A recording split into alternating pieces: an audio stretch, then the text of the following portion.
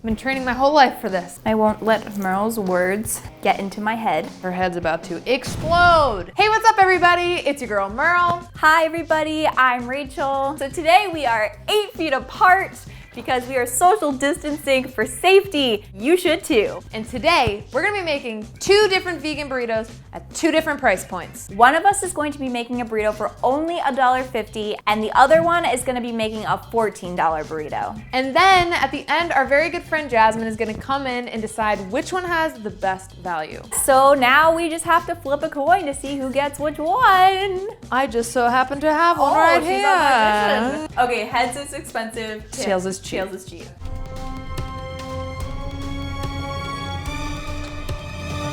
Heads. That means I'm expensive. You got the expensive one! Ah! You're secretly excited, I feel like, when you get the cheap one. I do like having a little budget challenge. Well, Merle, let's see who will be burrito victorious. The O'Neills versus the Gajewskis.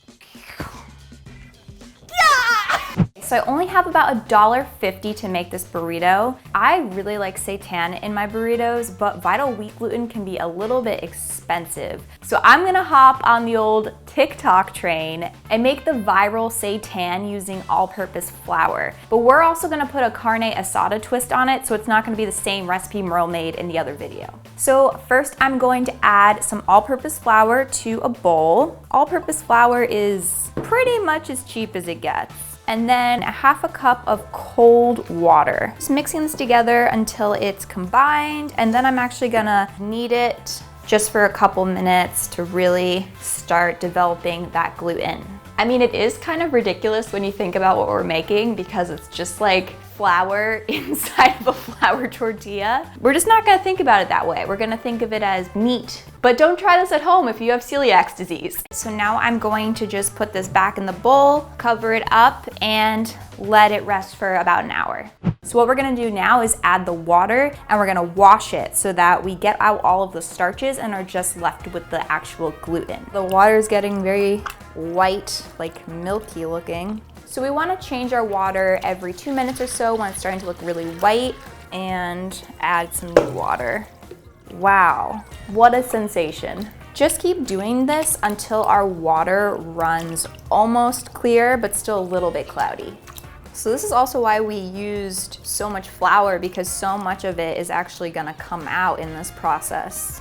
So now I'm just gonna drain the rest of this out and then we can season it. Now it is time to add our spices to our little gluten boy. And we are gonna add some salt, some garlic powder, a little bit of cumin, chili powder, black pepper, and some dried oregano. Our little gluten ball is gonna be so flavorful. Okay, so hopefully we've added enough spices that you will forget you're eating a ball of flour. So we're just gonna let our guy sit here for about 30 minutes to let all the spices really soak in. So now I have to do this twisting method. So I'm gonna twist it and then I'm gonna tie it into a little knot. What you doing there, Rachel? You're doing a little loop-de-loop.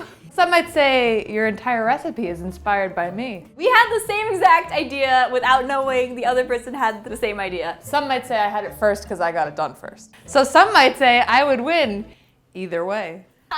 Did your little seitan ball have 10 plus spices? So this is a whole different experience. Yours looks a little spongy. All right, you keep up what you're doing there, Rachel. I'll be going now. Okay. You just ripped my jeans. I won't let Merle's words get into my head. Boom! And I'm gonna add my oil to my pan, and I'm just gonna sear it for about 2 to 3 minutes on each side so it develops this nice golden crust. This is already starting to look really good. So now I'm gonna make a marinade in my bowl that had all of the drippings from the seitan so we can still utilize all this great flavor. So I'm going to add some water, soy sauce, orange juice, and some lime juice. And then I'm gonna pour it right over my seitan and then cover this and let it simmer for about 30 minutes. So while our seitan is simmering, we're gonna get started on our chipotle crema sauce. We can't afford cashews, so we're gonna be using the poor man's cashews, which is silken tofu. I'm gonna throw this little jello blob right into my little mini food processor. So to that, I'm going to add a pinch of some chipotle powder, salt, lime juice, and some water. Okay. Mother, this looks really good. That's creamy. I think this is gonna be really good on the seitan.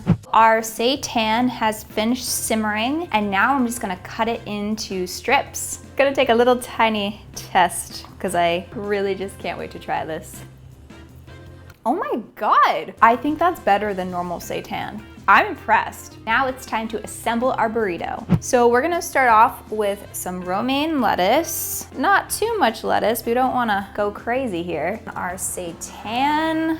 So we're going to add on some salsa. Salsa is so cheap and it packs so much flavor, so it's a really great ingredient to use if you're on a budget. And then finally we have our little tofu chipotle crema. It's not the fattest burrito we've ever come across, but look at it. I am so excited for Jasmine to try it, but first Merle's gonna make her burrito. For my burrito, I wanna go all out, which means I'm gonna invest in some Impossible meat. Impossible meat is just, to me anyway, the most convincing and the closest to real meat that you can get. We're gonna go ahead and cook it up. I'm gonna add some olive oil into my pan. I'm gonna toss in some onions, sprinkle a little bit of salt on the onion. I'm gonna go ahead and add in our Impossible meat. Doesn't this look like real meat? Oh, it psychs me out every time I work with it. It's just like so close. Okay, so I'm gonna add some chili powder, ground cumin, garlic powder, finally some cayenne. I love that it actually cooks like meat too. All right, this is looking glorious. Now it's time to set this aside and let's make the crema. So now we're gonna make a roasted poblano cashew crema. Fancy, right? So what I did is I just roasted this poblano pepper at 425 degrees Fahrenheit. That's 220 degrees Celsius for 20 minutes. What it's hopefully gonna do is add some nice smokiness to the flavor of our crema and jazz it up a little bit. And we've got a big budget on our hands today, so that's why I'm using cashews. I'm gonna peel the skin off of this pepper. Very satisfying to do, by the way. And we're gonna go ahead and remove the seeds, which is really easy to do. Well, right when I said it was easy to do, now the seeds are everywhere. It feels like they're multiplying, actually. Now we're gonna add all of our ingredients for the crema in here. Then I'm gonna add my cashews, some water, lime juice, and some salt. Oh my God. Scared me. That looks awesome. And now we're gonna make our guacamole. I've got some avocado here and I'm just gonna add some lime juice, salt, pepper. I'm gonna mash that up. Now I'm going to mix in some tomatoes, some red onion, jalapeno, and some garlic. And just mix that all together. I know that I always ask for extra guac whenever I get a burrito, and I always feel like I'm splashing the cash when I do that, but since we've got the cash to splash, we're splashing. Finally, it's time to assemble. We've got a lot of ingredients here, so I'm gonna be using 2 tortillas to make this an extra large beefy burrito. So I'm gonna add some rice. There are little flecks of cilantro in here. Some pinto beans, our meat. I'm gonna add some fire roasted corn for a little bit of sweetness. Then I'm fortunate enough that I get to buy some vegan cheese. So I'm gonna make it rain with the cheese. I both want to like stuff this as much as I can, but I also don't know how much it's gonna fit. Our guac. I don't know how I'm rolling this thing. Got some lettuce, a few more tomatoes.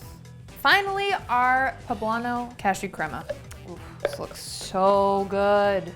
Jasmine better be ready for this because her head's about to explode with flavor. The moment of truth. Can she wrap it? I've been training my whole life for this. It's not rolling too many times, it's rolling once.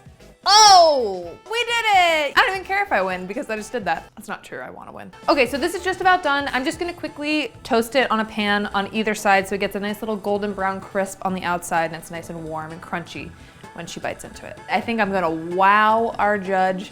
Let's get into this. It is taste test time. We have the 2 burritos for you. One has a high budget, one has a low budget. You don't know who made which burrito, so go ahead and take a test. I'm not gonna lie, I think I have an idea.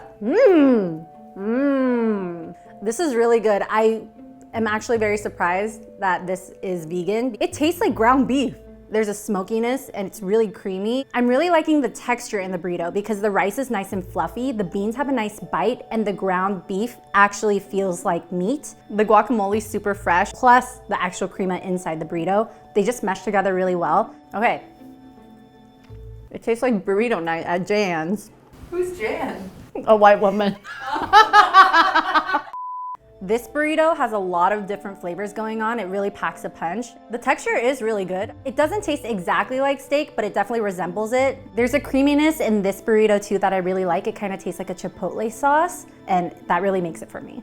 So now I'll tell you that the burrito on the right costs $14 and the burrito on the left was $1.50. So with that price difference, which one do you think has the best value? So the seitan in this burrito has a great bite to it. It really reminded me of steak. This one had a lot of delicious elements as well, and they all work together in harmony. $14 and $1.50? Oh man, $1.50 is so cheap.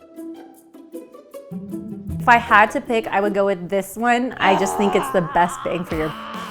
But this one was also so delicious, and whoever made it is so talented. Thank you, Jasmine. It looks like Merle has won again.